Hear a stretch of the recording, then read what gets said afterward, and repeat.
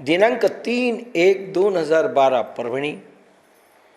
ज्ञानेश्वरीच्या 12व्या अध्यायाअंतर्गत भक्ती हा विषय, नारद भक्ती सूत्र ह्या विषयावरते, ह्या सूत्रावरते आपण निरूपण करत आहोत.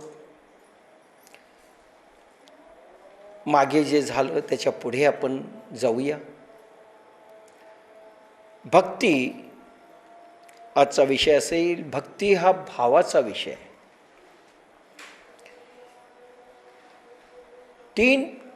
माणूस 3 भागात विभक्त आहे. माणूस म्हटल्यानंतर 3 भाग येतात. एक भाग शरीर, दुसरा भाग बुद्धी आणि तिसरा भाग हृदय. शरीर, बुद्धी आणि हृदय. आता शरीर काय करतं? शरीरामध्ये 5 ज्ञानेंद्रिय आणि 5 कर्मेंद्रिय आहेत. हे 5 ज्ञानेंद्रिय आणि 5 कर्मेंद्रिय ॲक्शन करतात. प्राण ह्या 10 इंद्रियामधून, तसं 11वं मन आहे, ह्या 10-11 इंद्रियामधून जातो आणि त्या इंद्रियामधून प्रवाहित होतो बाह्य जगतामध्ये. सगळ्यामध्ये खोल आहेत ह्या इंद्रियामध्ये. हे 10 इंद्रिय म्हणजे 5 ज्ञानेंद्रिय, 5 कर्मेंद्रिय. 5 कर्मेंद्रिय खाली आहेत. जीभ हे कॉमन आहे, ती कर्मेंद्रियामध्ये येते, ज्ञानेंद्रियामध्ये येते. जीभ आहे, कानाचे नाही, पुन्हा खालचे हे घसा आहे, इथलं एक होल आहे. त्यानंतर अगदी त्याच्या खाली 2 हात आहेत, 2 पाय आहेत, गुद आहे, दोन्ही गुद. असं मिळून हे कर्मेंद्रिय झाले की ज्याच्यामधनं क्रिया उत्पन्न होते. कर्म, चालण्याची क्रिया, बोलण्याची क्रिया, खाण्याची क्रिया किंवा हाताने काम करण्याची क्रिया, गुदातनं विसर्जन करण्याची क्रिया, ह्या सगळ्या क्रिया होतात. ह्या प्राण त्या इंद्रियामधून गेला की ॲक्शन करतो, त्याच्यातनं कर्म निर्माण होतं, क्रिया निर्माण होते. नंबर 2 ज्ञानेंद्रिय. ज्ञानेंद्रियामधूनही होते. 2 कान, नाकपुड्या, ऐक नाही, आणि हे सगळं ज्ञानेंद्रियामध्ये येतं. वरचा भाग, हा गळ्याच्या वरचा भाग ज्ञानेंद्रियामध्ये येतो. स्पर्श आहे ना, कानाने, नाकाने वास घेणं, कानाने, हे त्याचे विषय आहेत. याच्यामधनं प्राण ॲक्शन करतो आणि क्रिया उत्पन्न होतात. नंबर 2 बुद्धीचा एक भाग आहे. बुद्धीचा भाग म्हणजे कंप्लीट कॉम्प्युटर आहे, हे लक्षात घ्या. आजपर्यंत इतकं मोठं संगणक निर्माण झालं नाही. संगणकामध्ये आताचे सायंटिस्ट म्हणतात तो डाटा इतका फीड होतो की ह्या इतक्या छोट्या ब्रेनमध्ये इतकी गुंतागुंतीचं कॉम्प्युटर आहे की ज्याच्यामध्ये प्रचंड डाटा कलेक्ट होतो. 1,00,000 शब्द देखील रिसीव्ह होतात किंवा पाठांतर होऊ शकतात. 1,00,000 शब्द. सायंटिस्ट म्हणतात इतकं सुपर सुपर सुपर कॉम्प्युटर आहे. सध्याचं सुपर कॉम्प्युटर याच्या इतकं नाही. म्हणून बुद्धी हे कॉम्प्युटर आहे आणि इतकं कॉम्प्लिकेटेड आहे. पण बुद्धीमध्येच माणूस आहे. माणसाची बुद्धी, प्राण्याची बुद्धी याच्यामध्ये फरक आहे आणि बुद्धीमुळे हा मानव ठरतो. तिसरं हृदय त्याच्यापेक्षा सुपर आहे. हृदयाची भाषा एकदम वेगळी आहे. 3 इंद्रियांचे 3 विषय आहेत, 3 क्रिया आहेत, लक्षात घ्या. प्राण त्या इंद्रियामध्ये जे कार्य करतो त्याच्या क्रिया उत्पन्न होतात. त्या 3 प्रकारे होतात. शरीर स्तरावर, बुद्धी स्तरावर आणि हृदय स्तरावर. शरीर स्तरावर कर्म म्हणून बाहेर होतात, क्रिया प्रगटते, कर्म प्रगटतं. बुद्धीच्या स्तरावर विचार, कल्पना, तर्क, वितर्क, विचार, विवेक हे प्रगट होतात. बुद्धीमध्ये, आणि हृदयामध्ये केवळ भाव, केवळ भाव म्हणजे कर्म, विचार आणि भाव. आता कर्म, विचार आणि भाव भगवंत जर व्हायचं असेल तर कर्म निष्कर्म झालं पाहिजे, कर्म विकर्म झालं पाहिजे, निष्काम कर्मयोग झाला पाहिजे. हा प्रकार कर्म करायचं आहे पण ते निष्कर्म व्हावं, निष्फल व्हावं, अकर्म व्हावं. प्राण जरी वाहत असेल तरी त्या कर्मबंधनातून मुक्त होण्याकरिता जे प्रयोग सांगितले ते केल्यानंतर कर्म निष्कर्म होतं, त्याचं फळ भोगावं लागत नाही. हे शरीर स्तरावर. आणि म्हणून त्यासाठी कर्मयोग आहे. कर्मयोग म्हणजे कर्माचा, ॲक्शनचा परमात्म्याशी योग, आत्म्याशी योग. लक्षात घ्या. कर्म म्हणजे प्राण, कारण ह्या इंद्रियामधून प्राण वाहतो आणि तो क्रिया करून घेतो. म्हणजे हा प्राण व्हायलाही पाहिजे, त्यांनी कर्मही केलं पाहिजे, पण फळ मात्र पाप आणि पुण्याचं मिळू नये, ॲक्शनचं रिॲक्शन होऊ नये. म्हणून हे कर्मयोग म्हणजे कर्माचा परमात्म्याशी योग झाल्यानंतर त्या क्रिया बाधत नाही, जैसे वज्र कवचले विजय. मग शस्त्रांचा वर्षा बसायचे.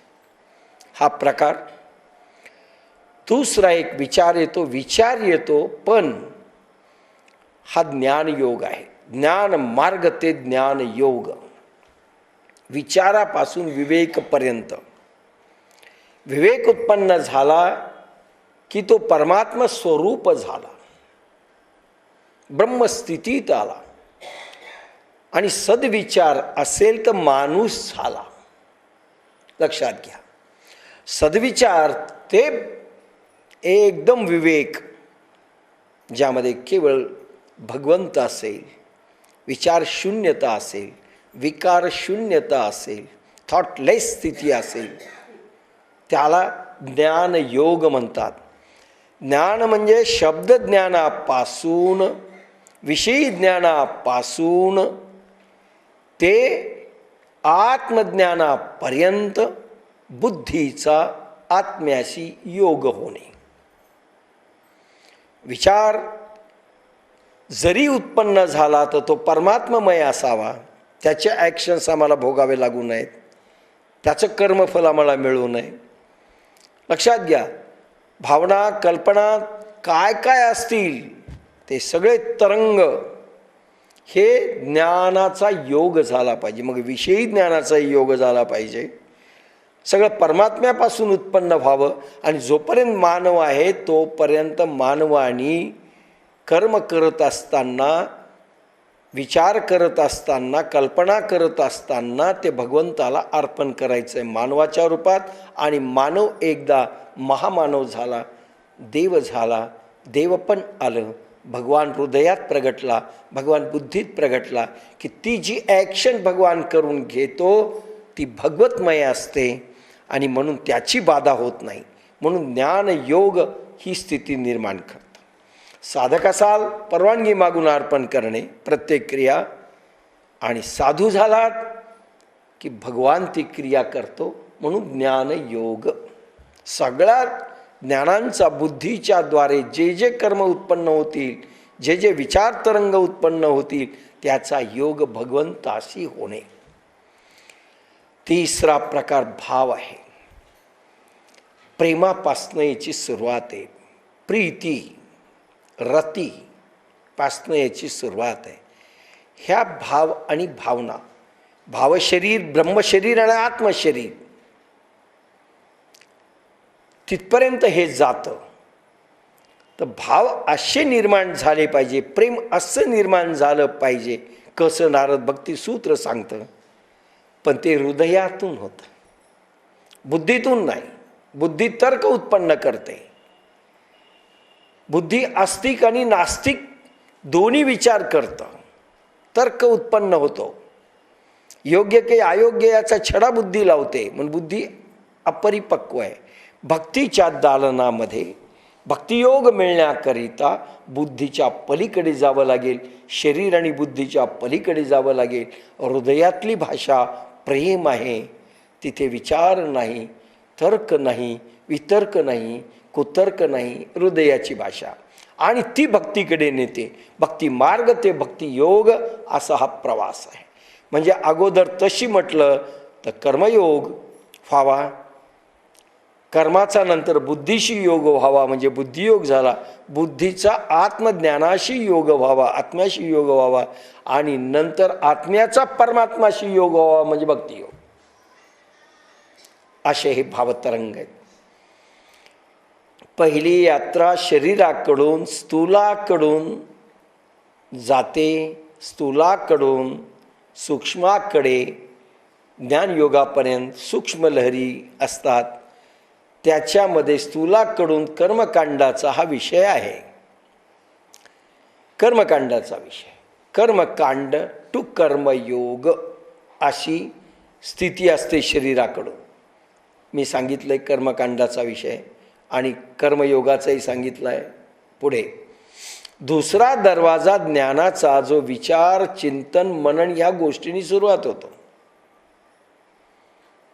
माणूस आहे, माणसाला शिकवावं लागतं, शिकावं लागतं. जन्मल्यानंतर क ख ग ग देखील शिकवावं लागतं. जे जे महापुरुष जन्मले, किंबहुना देवही जन्मले, त्यांनाही गुरुकुलात राहावं लागलंय. ज्यावेळेस भगवान अंश अवतार देतात त्यावेळेस बालपणीच एखादा कृष्ण असतो ज्याला पूर्ण ज्ञान आहे, प्रगटलेलं आहे. ते गोलोकाचे स्वामी आहे स्वतः. पण ज्यावेळेस भगवान अवतार घेतात त्यावेळेस शिकावं लागतं बरंचसं. राम अवतार झाला. राम अवतारामध्ये असं म्हटलं गेलं की विस्मृती राहील.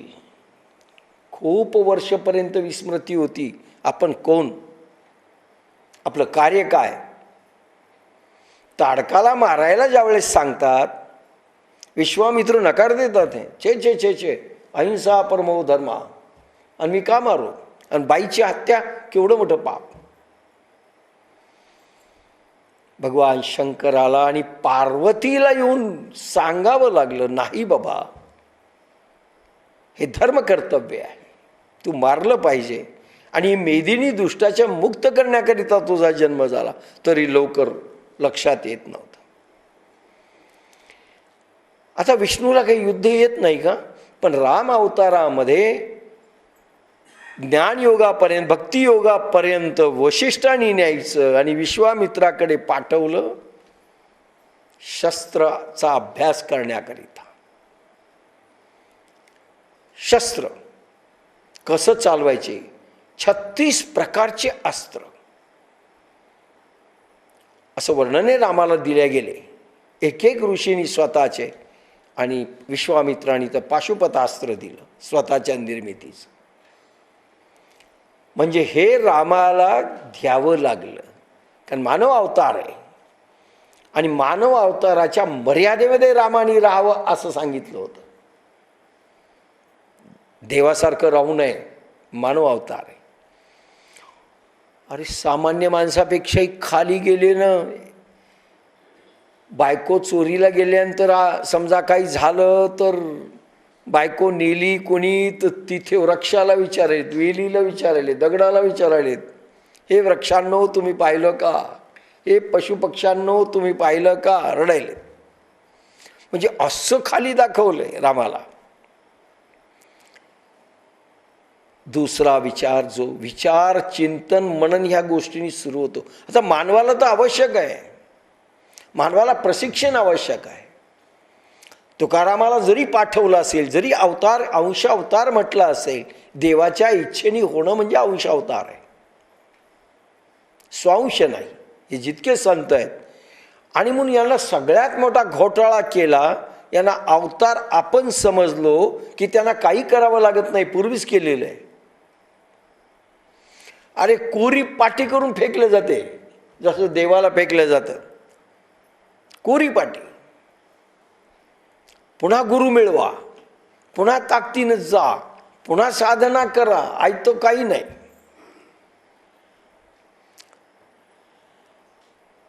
म्हणून आपल्याकडे जे चिंतन झालंय संतांचं, असं झालंय की ते ओरिजिनलीच बाय बर्थ सगळं असं आहे. अरे तपस्या करावी लागली नसती, कृष्ण आले तरी तपश्चर्या करावी लागली, 12-12 वर्ष करावी लागली. मग दुसरा दरवाजा ज्ञानाचा जो विचार, चिंतन, मनन या गोष्टींनी सुरुवात होतो. म्हणून याला शिकावं लागतं. भक्तीची सीमा काय, भक्ती कशी असते, कर्म कसं असतं, कर्माचा न्यास कसा करावा, संसारात राहून कर्म न्यास कसा व्हावा, संसारात राहून संन्यास कसा होतो, शिकावं लागेल, समजून घ्यावं लागेल, शब्द ज्ञानातून घ्यावं लागेल, शास्त्रज्ञानातून घ्यावं लागेल, करेक्ट विज्ञानमयी प्रयोग करावे लागतील. कारण मन प्रशिक्षित करावं लागेल, बुद्धी प्रशिक्षित करावी लागेल. लक्षात घ्या. पण विचार, चिंतन आणि मनन करावं लागेल. आपल्याला काय सूट होतं, कसं जायचं आहे, कोणता कर्मकांडांचा मार्ग घ्यायचा आहे, कोणतं परवडणार आहे, आतडे बाहेर काढून शरीर शुद्ध करायचं की एनिमा इरंडेल चर्वंतर्पण करून करायचं, विचार करावा लागेल. आपण कुठे आहेत याचं विचार, चिंतन आणि मनन त्या स्तरावर करावं लागेल, बेसिक. आणि म्हणून त्याच्यासाठी शास्त्रज्ञान आणि हे संतांची वाङ्मय आपल्याला पाठ देतात, त्याच्यामधून सिलेक्ट करावं लागेल आपल्याला अनुकूल असं आणि सरकावं लागेल पुढे. कारण विरक्ती आणि वैराग्य थोडं कसं निर्माण करायचं याचं चिंतन, मनन, निधिध्यासन करावं लागेल. हे बुद्धीच्या स्तरावर झालं. आणि हृदयाच्या स्तरावर मात्र पण हा सूक्ष्म अभ्यास आहे, ह्यातून ज्ञानयोग साधतो. ज्ञानयोग जीवाचा आत्म्याशी योग होतो, पण जीव भाव शिल्लक राहतो.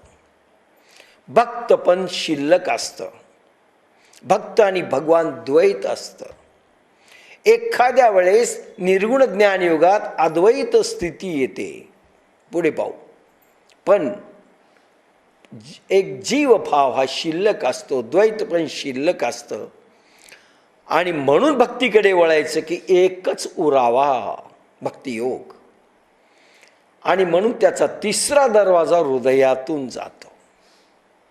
त्याच्या नियम वेगळे, त्याची पद्धती, जसं कर्मयोगामधले नियम वेगळे, प्रयोग वेगळे, ज्ञानयोगामधले नियम, साधना आणि प्रयोग वेगळे, आणि भक्तियोगामधले सगळे तरंग आणि प्रयोग वेगळे. पण हा सूक्ष्म अभ्यास आहे ज्ञानयोगाचा. ह्यामधून ज्ञानयोग साधतो, पहिल्यामधून कर्मयोग, व तिसरा मार्ग सूक्ष्माती सूक्ष्म आहे. प्रेम गली अति सकरी जामे दोन समाय. दोन माणसं, दोन बुद्ध्या, दोन विचार, दोन वस्तू, भगवान आणि भक्त नाही, एकच शिल्लक राहील. ती इतकी छोटी गल्ली आहे.